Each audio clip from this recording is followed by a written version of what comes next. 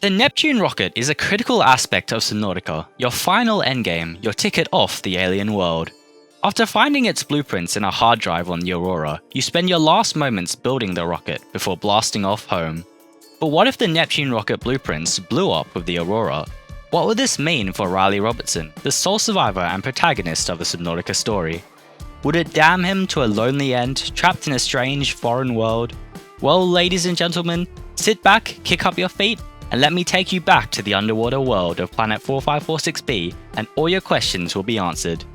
Let's go.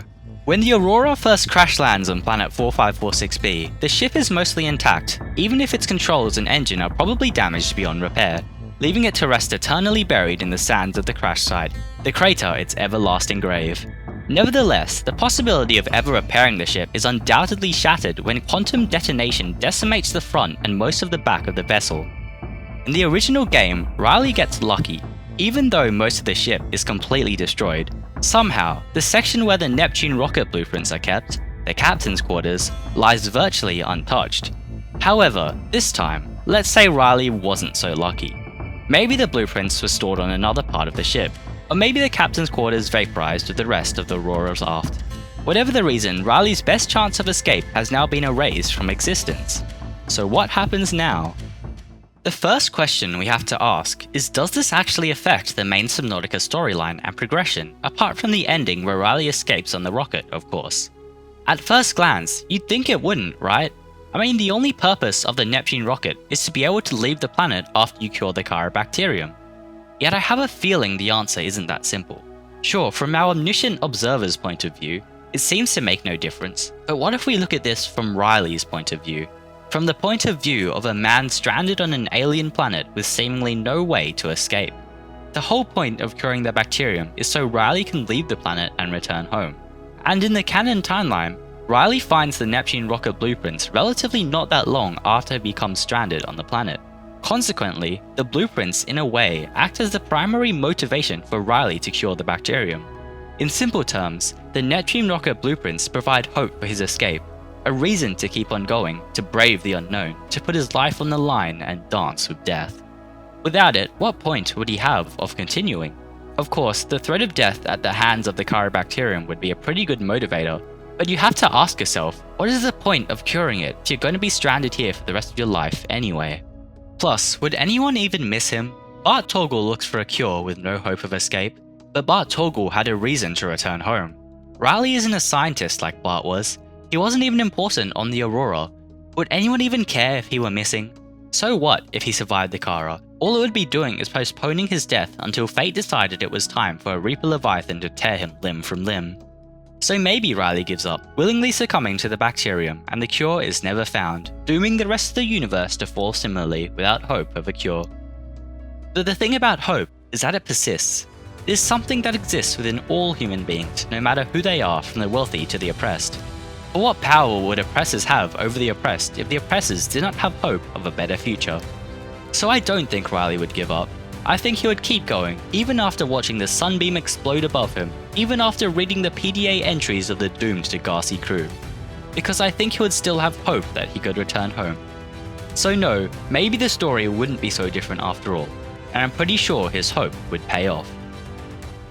Alright, so the story progresses as normal, with Riley helping the Sea Emperor Leviathan's eggs to hatch, in turn releasing Enzyme 42, vanquishing the chirobacterium and saving his life. Normally, this would be the part where you finish building the Neptune rocket and blast off home, finally escaping Planet 4546b. Except, of course, that would be a bit hard for Riley now, considering he doesn't have the blueprints to fabricate it. So what now? Well, without the pressing issue of the chirobacterium threatening his life at hand, Riley's basically free to do whatever he wants. And who knows, maybe Riley was an introvert and is happy to stay on this strange world for the rest of his life, where he never has to face the horrors of talking to people or accidentally saying, "you too," after the waiter tells him to enjoy his meal. Jokes aside though, I reckon Riley would take this chance to properly explore the planet, to take in and investigate everything he missed while frantically trying to escape and kill the bacterium. But I don't think he would give up the idea of trying to escape. And there might just be a way, but we'll come back to that idea later. For now, let's focus on what would happen if Riley stayed. With the idea of escape becoming a distant dream, Riley would begin focusing on exploring and researching what he would slowly accept as being his new home. Earth fading into the depths of memory, pushed down to only ever appear as fleeting thoughts within his subconscious mind. It would become much like Bart Torgal in the Descartes members' final days, bringing samples back from all over the planet. Together, with the help of his PDA and Torgal's notes he left behind, Riley could study the makings of the alien planet, why life grows and lives in such distinct and diverse ecological biomes, contrasting it with the chaotic and interspread nature of the flora and fauna of Earth. But, being human, the crater wouldn't be enough for him. He'd want to study the rest of the planet, discover what was beyond the dead volcano upon which the Aurora crashed. So, like the yearning explorational ambitions of NASA, he would send out probes, altering the scanner room's camera drones to develop longer ranges to discover what else his lonely purgatory had to offer.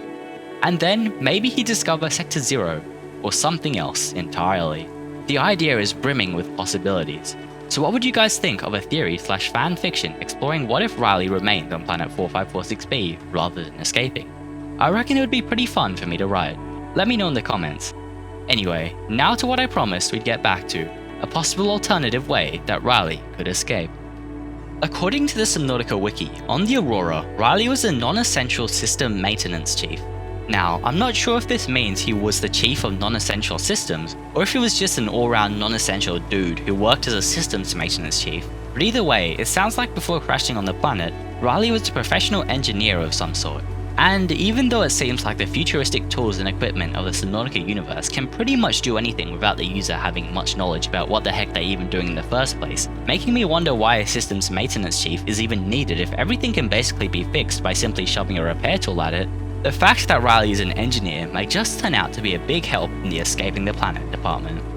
You see, another thing the wiki points out is that not only is a Seamoth a submarine, but it also functions as a spacecraft.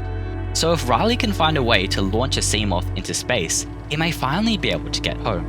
Of course, the problem with this is, well, other than the fact that the Seamoth can't fly, is that Riley would have to come up with a way to break through planet 4546b's atmosphere, and that could require a pretty high speed.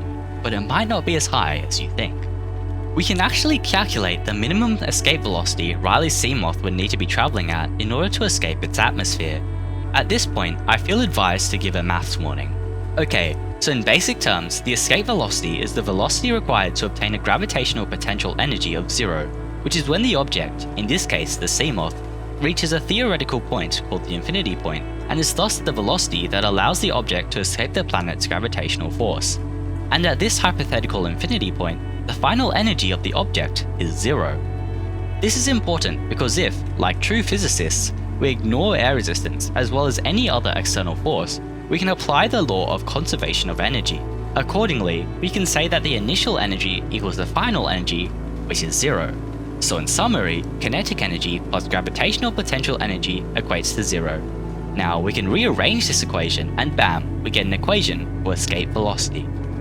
So we end up with a formula that states escape velocity equals the square root of 2 times the universal gravitational constant times the mass of planet 4546b, divided by its radius. Of course, you could also just Google the equation, but where's the fun in that? Plus, whoever said we were never going to use high school physics in real life? Anyway, we know that the universal gravitational constant is approximately 6.67 times 10 to the power of -11. Now we just need to figure out the mass and the radius. Luckily for us, according to this random Reddit post I found by a deleted user, by finding an image of the planet from outer space that had a 2-scale aurora shown in it, and then, using the known knowledge that the aurora was 1,250 meters long, copied and pasted the aurora across the entire planet, they were able to find out that the radius of planet 4546b is roughly 46,080 meters.